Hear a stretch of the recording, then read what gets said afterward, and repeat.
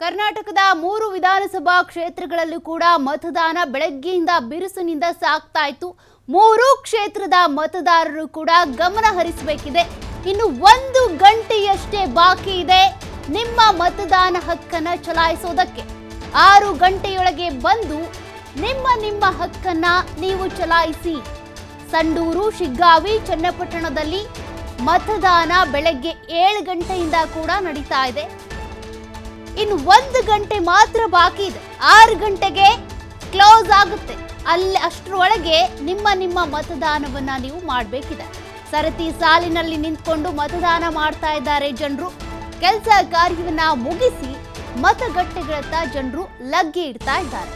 ಸಂಡೂರಿನಲ್ಲಿ 3 ಗಂಟೆಯವರೆಗೆ 58.10% ಮತದಾನ ಆಗಿದ್ರೆ ಶಿಗ್ಗಾವಿಯಲ್ಲಿ 59.62% ಮತದಾನ ಆಗಿದೆ. ಇತ್ತ ಚನ್ನಪಟ್ಟಣದಲ್ಲಿ 67.09% ಮತದಾನ ಆಗಿರುವಂಥದ್ದು. ಇಲ್ಲಿವರೆಗೂ ಕೂಡ ಮತದಾನ ನಡೀತಾನೆ ಇದೆ. ಆದರೆ ಇನ್ನು 1 ಗಂಟೆ ಮಾತ್ರ ಬಾಕಿ ಇದೆ. 6 ಗಂಟೆ ಒಳಗೆ ಜನರೆಲ್ಲರೂ ಕೂಡ ತಮ್ಮ ಮತದಾನ ಮಾಡುವಂತ ಹಕ್ಕನ್ನ ಚಲಾಯಿಸಬೇಕಿದೆ. ಹಾಗಾಗಿ ಶಿಗ್ಗಾವಿ, ಸಂಡೂರು, ಚನ್ನಪಟ್ಟಣ 3 ಕ್ಷೇತ್ರದ ಮತದಾರರು ಕೂಡ ಬೇಗ ಅಲರ್ಟ್ ಆಗಿ ಇನ್ನು 1 ಗಂಟೆ ಒಳಗಡೆ ನಿಮ್ಮ ಮತದಾನ ಹಕ್ಕನ್ನು ಚಲಾಯಿಸಿ. ಅನೇಕ ವೃದ್ಧರಿರ್ಬೋದು, ವಿಶೇಷ ಚೇತನರಿರ್ಬೋದು, ಮತ್ತೆ ತಮ್ಮ 6 ತಿಂಗಳು 7 ತಿಂಗಳ ಮಗುವನ್ನ ಇಟ್ಕೊಂಡು ಬಾಣಂತಿಯರು ಕೂಡ ತಮ್ಮ ಮತದಾನ ಹಕ್ಕನ್ನು ಚಲಾಯಿಸಿ ಹೋಗಿದ್ದಾರೆ. ಹಾಗಾಗಿ ನೀವು ಕೂಡ ಈ ಒಂದು ಬೈ ಎಲೆಕ್ಷನ್ನಲ್ಲಿ ನಿಮ್ಮ ಮತದಾನವನ್ನ ಮಾಡಿ ಹೋಗಿ. ಅನೇಕ ಕಡೆ ಬೇರೆ ಬೇರೆ ಕಾರ್ಯಕ್ರಮಗಳಿರುತ್ತೆ, ಬೇರೆ ಬೇರೆ ಕೆಲಸ ಕಾರ್ಯಗಳಿರುತ್ತೆ. ಸಂಡೂರು ಅಂತ ಬಂದಾಗ ಅಲ್ಲಿ ಸಿದ್ದಾಪುರದಲ್ಲಿ ಜಾತ್ರೆ ಕೂಡ ನಡೀತಾ ಇದೆ. ಬೆಳಗ್ಗೆ ಒಂದಷ್ಟು ಜನರು ಈ ಮತದಾನ ಮಾಡೋದಕ್ಕೆ ಅಂತ ಮತಗಟ್ಟೆ ಹತ್ರ ಮುಖ ಹಾಕೇ ಇರಲಿಲ್ಲ. ಅದಾದ ಬಳಿಕ ಮತದಾನ ಮಾಡೋದಕ್ಕೆ ಬಂದರು.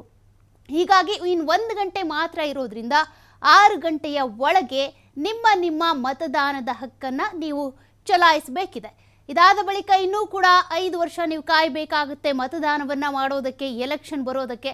ಹಾಗಾಗಿ ಅಷ್ಟರ ಒಳಗೇನೆ 1 ಗಂಟೆ ಒಳಗೇನೆ ನೀವು ನಿಮ್ಮ ಮತದಾನದ ಹಕ್ಕನ್ನು ಚಲಾಯಿಸೋದ್ರ ಮೂಲಕ ನಿಮಗೆ ಸಿಕ್ಕಿರುವಂಥ ಈ ಅಮೂಲ್ಯವಾದ ಹಕ್ಕು ಏನಿದೆ ಅದನ್ನು ಚಲಾಯಿಸಬೇಕಿದೆ.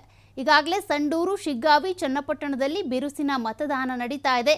ಕೆಲವರು ಬೆಳಗ್ಗೆ ಬಂದು ಮತದಾನವನ್ನು ಮಾಡಿದರೆ, ಇನ್ನು ಕೆಲವರು ಬಿರು ಬಿಸಿಲಿನಲ್ಲಿ ಬಂದು ಮತದಾನವನ್ನು ಮಾಡಿದ್ರು. ತಮ್ಮ ಮತ ಹಕ್ಕನ್ನು ಚಲಾಯಿಸಿ ಹೋಗಿದ್ದಾರೆ. ಇನ್ನು ಅನೇಕರು ಮನೆಯಲ್ಲೇ ಕುಳಿತುಕೊಂಡಿರುವಂಥವರು ಆಲಿಸಲೇಬೇಕಿದೆ. ನನ್ನ ಒಂದು ಮತದಿಂದ ಏನಾಗಬೇಕಿದೆ, ಕ್ಷೇತ್ರ ಅಭಿವೃದ್ಧಿ ಆಗ್ಬಿಡುತ್ತಾ, ಅಥವಾ ಈ ಗೆಲ್ಲುವಂಥವ್ರು ಏನಿದ್ದಾರೆ ಅಭ್ಯರ್ಥಿ ಬದಲಾಗ್ಬಿಡ್ತಾರಾ ಗೆಲ್ಲುವಂಥವ್ರು ಅನ್ನುವಂಥ ಉಡಾಫೆತನವನ್ನು ಬಿಟ್ಟು ನಿಮ್ಮ ಅಮೂಲ್ಯವಾದಂಥ ಮತವನ್ನು ಬೇಗ ಬಂದು ಚಲಾಯಿಸಿ. ಆ ಒಂದು ಮತ ಕೂಡ ಅಭ್ಯರ್ಥಿ ಗೆಲುವು ಸೋಲನ್ನು ನಿರ್ಣಾಯಕ ಮಾಡುತ್ತೆ. ಹಾಗಾಗಿ ಆದಷ್ಟು ಬೇಗ ಎದ್ದು ಬಂದು ನಿಮ್ಮ ಮತವನ್ನು ನೀವು ಚಲಾಯಿಸಬೇಕಿದೆ. ಸಂಡೂರಿನಲ್ಲಿ ಅಂತ ಬಂದಾಗ ಕೆಲವರು ಜಾತ್ರೆಗೆ ಹೋಗಿರ್ತೀರಾ. ಈಗ ಬೆಳಗ್ಗೆಯಿಂದನೂ ಕೂಡ ಹಬ್ಬ ಆಯಿತು, ಪೂಜೆ ಆಯಿತು, ಬಾಡೂಟ ಇದೆಲ್ಲವೂ ಕೂಡ ಆಗಿರುತ್ತೆ. ಅದನ್ನು ಒಂಚೂರು ಬದಿಗೊತ್ತಿ ತಕ್ಷಣವೇ ಬಂದು ವೋಟ್ ಮಾಡಿ ಮತ್ತೆ ಜಾತ್ರೆಯಲ್ಲಿ ಹೋಗಿ ನೀವು ಪಾಲ್ಗೊಳ್ಳಿ. ಇನ್ನೂ ಕೆಲವರು ತಮ್ಮ ಕೆಲಸ ಕಾರ್ಯಗಳಲ್ಲಿ ತೊಡಕೊಂಡಿರ್ತೀರಾ.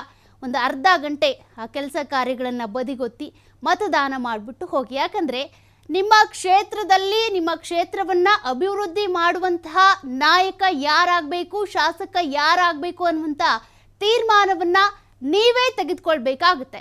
ಯಾರು ಕೂಡ ತೆಗೆದುಕೊಳ್ಳೋದಕ್ಕಾಗಲ್ಲ. ನೀವು ವೋಟ್ ಮಾಡದೆ ಹಾಗೆ ಉಳ್ಕೊಂಡ್ರಿ ಅಂತ ಅಂದರೆ ನಿಮ್ಮ ಒಲವು ಯಾರ ಪರವಾಗಿದೆ, ಯಾವ ನಾಯಕನ ಪರವಾಗಿದೆ, ಕಾಂಗ್ರೆಸ್ ಅಭ್ಯರ್ಥಿ ಪರವಾಗಿದೆಯಾ, BJP ಅಭ್ಯರ್ಥಿ ಪರವಾಗಿದೆಯಾ, ಅಥವಾ ಮೈತ್ರಿ ನಾಯಕನ ಪರವಾಗಿದೆಯಾ, ಅದು ಗೊತ್ತಾಗಬೇಕು ಅಂದರೆ ಹೆಚ್ಚಿನ ಪ್ರಮಾಣದಲ್ಲಿ ಬಂದು ನೀವು ಮತದಾನವನ್ನು ಮಾಡಲೇಬೇಕಾಗುತ್ತೆ. ನೀವು ಹಾಗೆ ಸೈಲೆಂಟಾಗಿ ಉಳ್ಕೊಂಡು ಬಿಟ್ರಿ ಅಂದರೆ ಗೆದ್ದಂತಹ ಅಭ್ಯರ್ಥಿ ಏನಿರ್ತಾರೆ ಅಂದರೆ ಕಡಿಮೆ ಲೀಡ್ನಲ್ಲಿ ಗೆಲ್ತಾರೆ, ಕಡಿಮೆ ಮತದಾನ ಆಗಿರುತ್ತೆ. ಅಲ್ಲಿ ಪಾರದರ್ಶಕತೆ ಅನ್ನೋದಿರಲ್ಲ. ಎಷ್ಟು ಮತದಾನ ಆಗಿದೆ, ಎಷ್ಟು ಜನರು ನಮ್ಮ ಪರವಾಗಿದ್ದಾರೆ, ಅದು ಎಕ್ಸಾಕ್ಟಾಗಿ ಅಕ್ಯುರೇಟಾಗಿ ಗೊತ್ತಾಗೋದಿಲ್ಲ. ಹಾಗಾಗಿ ಆದಷ್ಟು ಬೇಗ ಇನ್ನು 1 ಗಂಟೆ ಅಷ್ಟೇ ಇದೆ, ಅಷ್ಟು ಒಳಗೇನೆ ನಿಮ್ಮ ಮತದಾನವನ್ನು ನೀವು ಮಾಡಬೇಕಿದೆ.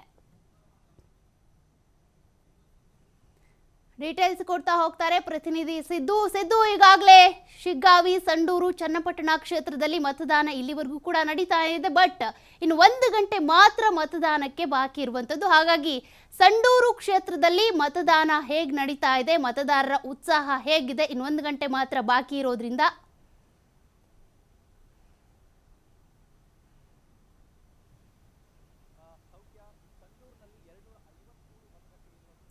ಮತದಾನ ಪ್ರಕ್ರಿಯೆಯಲ್ಲಿ ಭಾಗಿಯಾಗಿದ್ರು. ಈಗ ಕೆಲವೊಂದಿಷ್ಟು ಗ್ರಾಮಗಳಲ್ಲಿ ಮಾಡುವುದರಲ್ಲಿ ಸ್ವಲ್ಪ ಹಿನ್ನಡೆಯನ್ನ ಕೂಡ ಹಾಕಿದ್ರು. ಅಂದ್ರೆ ಅದು ಉದಾಹರಣೆಯಾಗಿ ಸಿದ್ದಾಪುರ ಗ್ರಾಮ.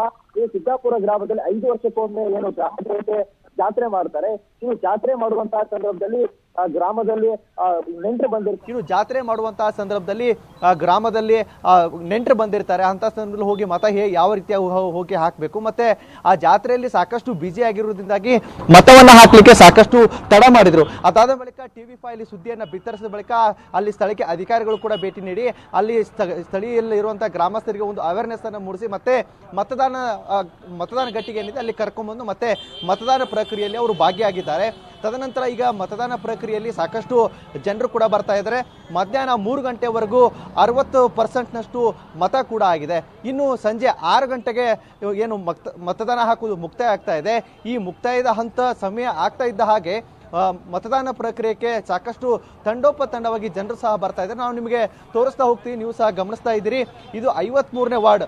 53ನೇ ವಾರ್ಡ್ನಲ್ಲಿ ಈಗಾಗಲೇ ಸಂಜೆ 6 ಗಂಟೆ ಹಾಕಿ ಹತ್ರ ಬರೋದ್ರಿಂದಾಗಿ ಮತದಾನ ಮಾಡಬೇಕು ಅಂತೇಳಿ ಬರ್ತಾ ಇದ್ದಾರೆ. ನೀವು ನೋಡ್ತಾ ಇರ್ಬೋದು, ಇಲ್ಲಿ ಬಂದಿರೋರು ಸುಮಾರು ಅತಿ ಹೆಚ್ಚು ಜನ ಏನಂದ್ರೆ ಇಲ್ಲಿ ಅತಿ ಹೆಚ್ಚಾಗಿ ಕಾರ್ಖಾನೆಗಳಿರೋದ್ರಿಂದಾಗಿ ಅವರು ಕೆಲಸವನ್ನ ಮುಗಿಸ್ಕೊಂಡು ಫಸ್ಟ್ ಶಿಫ್ಟ್ ಮುಗಿಸ್ಕೊಂಡು ಬಂದು ಮತದಾನ ಮಾಡೋದಕ್ಕೆ ಕೂಡ ಇಲ್ಲಿ ಇರುವಂಥದ್ದು. ಇದು ಸರ್ಕಾರಿ ಮೆಟ್ರಿಕ್ ಪೂರ್ವ ಬಾಲಕರ ವಿದ್ಯಾರ್ಥಿ ನಿಲಯ ಏನಿದೆ, ಇಲ್ಲಿ 53 ಮತಗಟ್ಟೆಯನ್ನು ಮಾಡಲಾಗಿದೆ. ಈಗಾಗಲೇ ಸಾಕಷ್ಟು ಸರದಿಯಲ್ಲಿ ನಿಂತ್ಕೊಂಡಿದ್ದಾರೆ. ಅವ್ರದೇ ಆದಂಥ ಕೈಯಲ್ಲಿ ಆಧಾರ್ ಕಾರ್ಡ್ ಮತ್ತು ವೋಟರ್ ಐಡಿ ಇವನ್ನೆಲ್ಲವನ್ನ ಇಟ್ಕೊಂಡು ಬಂದಿದ್ದಾರೆ. ಇಟ್ಕೊಂಡ್ಬಂದು ಮತ ಚಲಾಯಿಸಲಿಕ್ಕೆ ಅವ್ರ ಹಕ್ಕನ್ನ ಚಲಾಯಿಸಲೇಬೇಕು ಅಂತ ಹೇಳಿ ಇಲ್ಲಿ ಬಂದಿರುವಂಥದ್ದು. ಇನ್ನು ಸುಮಾರು ಜನರು ಮನೆಯಲ್ಲೇ ಕೂಡ ಇರೋರು ಇದ್ದಾರೆ. ನಮ್ಗೇನು ಈ ಬಾರಿ ವೋಟ್ ಹಾಕಿದ್ರೆ ಏನೋ ಅದರಿಂದ ಪ್ರಯೋಜನ ಇದೆ, ನಮಗೆ ನಡೆಯುತ್ತೆ ಅನ್ನುವಂಥವ್ರು ಸಾಕಷ್ಟು ಸಂಖ್ಯೆಯಲ್ಲಿ ಇದ್ರೂ ಕೂಡ ಈ ಬಾರಿ ಅತಿ ನಿರೀಕ್ಷೆಯಲ್ಲಿ ಕೂಡ ಇಲ್ಲಿ ನಾಯಕರು ಇರುವಂಥದ್ದು. ಯಾಕಂದ್ರೆ ಕಳೆದ ಬಾರಿ 73ನಷ್ಟು ಏನು ಪರ್ಸೆಂಟೇಜ್ ಏನಿತ್ತು ವೋಟ್ ಆಗಿತ್ತು. ಈ ಬಾರಿ ಒಂದು 75% ವೋಟಿಂಗ್ ಆಗುತ್ತೆ ಅನ್ನುವಂಥ ನಿರೀಕ್ಷೆಯ ಅನೇಕ ನಾಯಕರಲ್ಲಿ ಕೂಡ ಇದೆ. ಹೀಗಾಗಿ ಈಗಾಗಲೇ 60% ಆಗಿದೆ. ಇನ್ನೇನು 1 ಗಂಟೆ ಇರುವುದರಿಂದಾಗಿ ಇನ್ನೂ ಎಷ್ಟು ಜನ ಬಂದು ಮತ ಹಾಕ್ತಾರೆ ಅನ್ನುವಂಥದ್ದು ಕೂಡ ನಿರೀಕ್ಷೆಯಲ್ಲಿ ಇದ್ದಾರೆ. ಈಗಾಗಲೇ ಮತಗಟ್ಟೆಯಲ್ಲಿ ಈಗ ಸಮಯ ಕಳೀತಾ ಇದ್ದಾಗಲೇ ಇಲ್ಲಿ ಪಟ್ಟಣದಲ್ಲಿ ಇಷ್ಟು ಜನ ಸೇರ್ಕೊಂಡಿದ್ದಾರೆ. ಮತ್ತೆ ಹಳ್ಳಿ ಭಾಗದಲ್ಲಿ ಇಲ್ಲಿ ಮೈನ್ಸ್ ಇರೋದ್ರಿಂದಾಗಿ ಲಾರಿ ಚಾಲಕರು ಮತ್ತು ಅನೇಕ ಕಾರ್ಖಾನೆಗಳಲ್ಲಿ ಏನ್ ಕೆಲಸ ಮಾಡ್ತಾರೆ ಅವರೆಲ್ಲರೂ ಕೂಡ ಬಂದು ಈಗ ಮತಗಟ್ಟೆಯಲ್ಲಿ ಬಂದು ಮತವನ್ನ ಚಲಾಯಿಸ್ತಾ ಇದ್ದಾರೆ.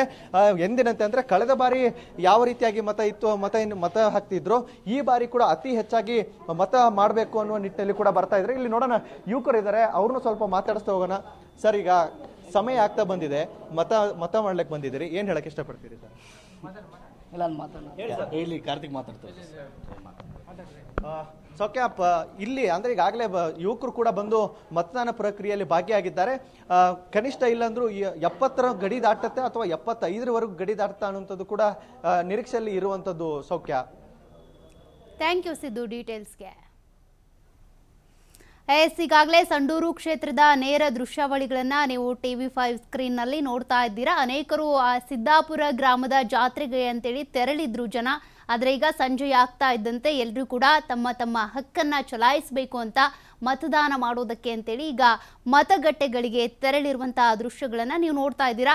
ಕಳೆದ ಬಾರಿ ಅಂದರೆ 2023ರಲ್ಲಿ 75% ವೋಟಿಂಗ್ ಆಗಿತ್ತು ಇಲ್ಲಿ ಸಂಡೂರು ಕ್ಷೇತ್ರದಲ್ಲಿ. ಆದರೆ ಈಗ 60% ಆಗಿರೋದ್ರಿಂದ ಇನ್ನು 1 ಗಂಟೆಯಲ್ಲಿ ಮೋಸ್ಟ್ಲಿ ಒಂದು 70% ಆಗಬಹುದು ವೋಟಿಂಗ್ ಅನ್ನುವಂಥ ನಿರೀಕ್ಷೆ ಕೂಡ ಇದೆ. ನೋಡೋಣ 1 ಗಂಟೆಯಲ್ಲಿ ಎಷ್ಟು ಜನ ಮತದಾರರು ಬರ್ತಾರೆ, ಎಷ್ಟು ಪರ್ಸೆಂಟೇಜ್ ಮತದಾನ ಆಗುತ್ತೆ ಅನ್ನೋದನ್ನು ಕೂಡ ನೋಡಬೇಕಿದೆ. ಸಂಡೂರು, ಶಿಗ್ಗಾವಿ, ಚನ್ನಪಟ್ಟಣ 3 ಕ್ಷೇತ್ರದಲ್ಲೂ ಕೂಡ ಈಗ ಬಿರುಸಿನಿಂದ ಮತದಾನ ನಡೀತಾ ಇದೆ. ಯಾಕೆಂದರೆ ಇನ್ನು 1 ಗಂಟೆ ಮಾತ್ರ ಬಾಕಿ ಇರೋದ್ರಿಂದ ಮತದಾರರು ತಮ್ಮ ಶಾಸಕರನ್ನ ಆಯ್ಕೆ ಮಾಡಬೇಕು ಅನ್ನುವಂಥ ನಿಟ್ಟಿನಲ್ಲಿ ಹುಮ್ಮಸ್ಸಿನಿಂದ ಬರ್ತಾ ಇದ್ದಾರೆ. ಯಾಕೆಂದರೆ ಜಾತ್ರೆಗೆ ಹೋಗಿದ್ರು ಅವರೆಲ್ಲರೂ ಕೂಡ ಈಗ ಮರಳಿ ಮತ್ತೆ ಸಂಡೂರಿನಲ್ಲಿರುವಂಥ ಮತಗಟ್ಟೆ ಕೇಂದ್ರಗಳಿಗೆ ಬಂದು ಮತದಾನವನ್ನು ಮಾಡ್ತಾ ಇದ್ದಾರೆ. ಚನ್ನಪಟ್ಟಣ ಕ್ಷೇತ್ರ ಅಂತ ಬಂದರೆ ಇಲ್ಲಿ ಜಿದ್ದಾಜಿದ್ದಿನ ಪೈಪೋಟಿ ಇದೆ. ಒಕ್ಕಲಿಗ ನಾಯಕರ ಮಧ್ಯೆ ಇರುವಂಥ ಫೈಟ್ ಇದು. ಇಲ್ಲಿ ಯಾರು ಗೆಲ್ತಾರೆ ಅನ್ನುವಂಥ ಕುತೂಹಲ ಕೂಡ ಇದೆ. ಹೀಗಾಗಿ ತಮ್ಮ ತಮ್ಮ ಶಾಸಕರ ಆಯ್ಕೆಗೋಸ್ಕರ ಮತದಾರರು ಈಗಾಗಲೇ ಮತಗಟ್ಟೆಗಳಿಗೆ ಬಂದು ಮತದಾನವನ್ನು ಮಾಡ್ತಾ ಇದ್ದಾರೆ. ಬೆಳಗ್ಗೆಯಿಂದ ಕೂಡ ಮತದಾನ 7 ಗಂಟೆಯಿಂದ ಶುರುವಾಗಿದೆ. ಆದರೆ ಮಧ್ಯದಲ್ಲಿ ಬಹಳ ಮಂದಗತಿಯಿಂದ ಮತದಾನ ನಡೀತಾ ಇತ್ತು. ಆದರೆ ಈಗ ಮತ್ತೆ ಮತದಾನ ಮಾಡೋದಕ್ಕೆ ಅಂತ ಈ ಮತಗಟ್ಟೆಗಳ ಕಡೆಗೆ ಮತದಾರರು ಬರ್ತಾ ಇದ್ದಾರೆ. ಅನೇಕರು ತಮ್ಮ ತಮ್ಮ ಕೆಲಸ ಕಾರ್ಯಗಳಿಗೆ ಹೋಗಿರ್ತಾರೆ. ಅಲ್ಲಿ ಕಾರ್ಮಿಕರ ಬಗ್ಗೆ ಕೂಡ ಹೇಳ್ತಾ ಇದ್ರು ಸಿದ್ದು. ಕೆಲವರು ಫಸ್ಟ್ ಶಿಫ್ಟನ್ನು ಮುಗಿಸ್ಕೊಂಡು ಬಂದು ಈಗ ಮತದಾನಕ್ಕೆ ಅಂತ ಬಂದಿದ್ದಾರೆ ಅಂತ. ಕೆಲವರು ಬೇರೆ ಬೇರೆ ಊರಿಗೆ ಕೂಡ ಕೆಲಸಕ್ಕೆ ಅಂತೇಳಿ ತೆರಳಿರ್ತಾರೆ. ಅವರು ಕೂಡ ಹಾಗೆ ಕೆಲಸವನ್ನು ಮುಗಿಸ್ಕೊಂಡು ಬಂದು ಮತಗಟ್ಟೆಗೆ ಬಂದು ಮತದಾನವನ್ನು ಮಾಡ್ತಾ ಇರುವಂಥ ದೃಶ್ಯಗಳನ್ನು ನೀವು ನೋಡ್ತಾ ಇದ್ದೀರಾ. ಒಟ್ಟಿನಲ್ಲಿ ಸಂಡೂರು ಕ್ಷೇತ್ರದಲ್ಲಿ ಈ ಬಾರಿ ಯಾರು ಗೆಲ್ಲಬಹುದು ಅನ್ನುವಂಥ ಪ್ರಶ್ನೆಗೆ ಉತ್ತರ ಸಿಗಬೇಕು ಅಂದರೆ ಆದಷ್ಟು ಮತದಾನ ಏನಿದೆ ಅದು ಪ್ರಮಾಣ ಹೆಚ್ಚಾಗಬೇಕಾಗುತ್ತೆ. ಇನ್ನು ಚನ್ನಪಟ್ಟಣ ಕ್ಷೇತ್ರಕ್ಕೆ ಬರುವುದಾದರೆ ಅದು ಕೂಡ ಬಹಳ ಹೈ ವೋಲ್ಟೇಜ್ ಕ್ಷೇತ್ರ. ಈ ಕ್ಷೇತ್ರದಿಂದ ನಮ್ಮ ಪ್ರತಿನಿಧಿ ಶಶಿಕುಮಾರ್ ಡೀಟೇಲ್ಸ್ ಕೊಡ್ತಾ ಹೋಗ್ತಾರೆ. ಶಶಿಕುಮಾರ್, ಈಗಾಗಲೇ ಬಹಳ ಹೈ ವೋಲ್ಟೇಜ್ ಪಡ್ಕೊಂಡಿರುವಂತಹ ಕ್ಷೇತ್ರ ಅಂದರೆ ಚನ್ನಪಟ್ಟಣ ಕ್ಷೇತ್ರ. ಈ ಕ್ಷೇತ್ರದಲ್ಲೂ ಕೂಡ ಅನೇಕ ಡೆವಲಪ್ಮೆಂಟ್ಸ್ ಆಯಿತು, ಅನೇಕ ರಾಜಕೀಯ ಪ್ರಚಾರಗಳಾಯಿತು. ಇದೆಲ್ಲ ಆದ ಬಳಿಕ ಇವತ್ತು ಬೆಳಗ್ಗೆಯಿಂದ ಮತದಾನ ನಡೀತಾ ಇದೆ. ಚನ್ನಪಟ್ಟಣ ಕ್ಷೇತ್ರದಲ್ಲಿ ಇಲ್ಲಿವರೆಗೂ ಎಷ್ಟು ಪರ್ಸೆಂಟೇಜ್ ಮತದಾನ ಆಗಿದೆ, ಮತದಾರರ ಹುಮ್ಮಸ್ಸು ಹೇಗಿದೆ ಅಂತ ಅಲ್ಲಿ?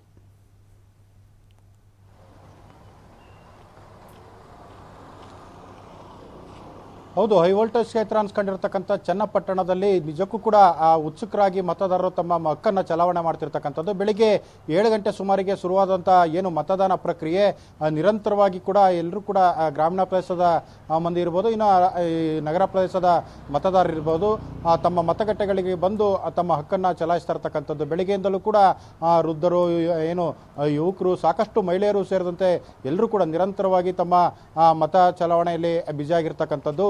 ನೀವೀಗ ಸ್ಥಳದಲ್ಲೂ ಕೂಡ ನೋಡ್ಬೋದು.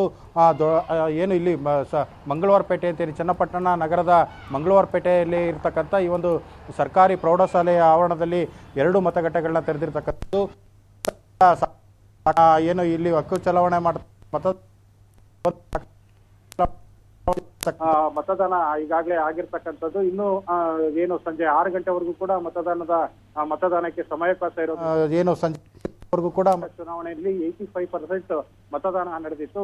ಅದಕ್ಕಿಂತ ಹೆಚ್ಚು ಈ ಬಾರಿ ಉಪಚುನಾವಣೆಯಲ್ಲಿ ಮತದಾನ ಆಗುವಂತ ಸಾಧ್ಯತೆ ಇರತಕ್ಕಂಥದ್ದು. ಬೆಳಿಗ್ಗೆ 7 ಗಂಟೆ ಸುಮಾರಿಗೆ ಶುರುವಾದಂತ ಈ ಒಂದು ಮತದಾನ ಪ್ರಕ್ರಿಯೆ ನಿರಂತರವಾಗಿ ಸಾಕಷ್ಟು ಯಾವುದೇ ತರದ ಏನು ಸಣ್ಣ ಪುಟ್ಟ ಗಲಾಟೆಯೂ ಕೂಡ ಆಗದಂತೆ ಶಾಂತಿಯುತವಾಗಿ ಮತದಾನ ಪ್ರಕ್ರಿಯೆ ನಡೀತಾ ಇರ್ತಕ್ಕಂಥದ್ದು. ಇನ್ನು ಮತದಾನದಲ್ಲಿ ಯಾವುದೇ ತರದ ಅಹಿತಕರ ಘಟನೆಗಳು ಕೂಡ ನಡೀಬಾರದು ಅನ್ನೋ ಉದ್ದೇಶದಿಂದ ಸಾಕಷ್ಟು ಒಂದು ಬಿಗಿ ಪೊಲೀಸ್ ಬಂದೋಬಸ್ತ್ ಅನ್ನು ಕೂಡ ಹಮ್ಮಿಕೊಂಡಿರ್ತಕ್ಕಂಥದ್ದು. ಈಗಾಗಲೇ ಮಂಗಳವಾರಪೇಟೆ ನಡೀತಕ್ಕಂಥ 11 ಮತ್ತು 12ನೇ ಏನು ಅಡ್ರೆಸ್ ಏನಿದೆ, ಇಲ್ಲಿ ಇರ್ತಕ್ಕಂಥ ಬೂತ್ ನಂಬರ್ 60 ಮತಗಟ್ಟೆ ಸಂಖ್ಯೆ 69ರಲ್ಲೂ ಕೂಡ ಸಾಕಷ್ಟು ಏನು ಮತಗಟ್ಟೆ ಅಧಿಕಾರಿಗಳು ಕೂಡ ಬ್ಯುಸಿ ಆಗಿರ್ತಕ್ಕಂಥದ್ದು. ಇನ್ನು ಮತದಾನ ಪ್ರಕ್ರಿಯೆ ಕ್ಷಣಕ್ಕೂ ಕೂಡ ಹೆಚ್ಚಾಗ್ತಾ ಇರ್ತಕ್ಕಂಥದ್ದು. ಹೀಗಾಗಿ ಸಂಜೆ 6 ಗಂಟೆವರೆಗೂ ಕೂಡ ಮತದಾನ ನಿರಂತರವಾಗಿ ಸಾಗೋ ಹಿನ್ನೆಲೆಯಲ್ಲಿ ಮತ್ತಷ್ಟು ಹೆಚ್ಚಳವಾಗುವಂತ ಸಾಧ್ಯತೆ ಇರತಕ್ಕಂಥದ್ದು. ಕಳೆದ ಸಾರ್ವತ್ರಿಕ ಚುನಾವಣೆಯಲ್ಲಿ ಇದೇ ಕ್ಷೇತ್ರದಲ್ಲಿ 85% ಅಷ್ಟು ಮತದಾನ ನಡೆದಿತ್ತು. ಹೀಗಾಗಿ ಈ ಬಾರಿ ಏನು ಉಪಚುನಾವಣೆ ಅದರಿಂದ 2 ಪಕ್ಷದ ಅಂದ್ರೆ ಕಾಂಗ್ರೆಸ್ ಮತ್ತೆ NDA ಮೈತ್ರಿಕೂಟದ ಕಾರ್ಯಕರ್ತರುಗಳು ಸಾಕಷ್ಟು. ಶಶಿಕುಮಾರ್, ಅಲ್ಲಿ ಯಾರಾದ್ರೂ ಮತದಾರರನ್ನ ಮಾತನಾಡಿಸಬಹುದಾ? ಹೇಗಿದೆ ಅಲ್ಲಿ? ಓಕೆ, ಥ್ಯಾಂಕ್ ಯು ಶಶಿಕುಮಾರ್ ಡೀಟೇಲ್ಸ್ಗೆ. ಹಿಂಗೆ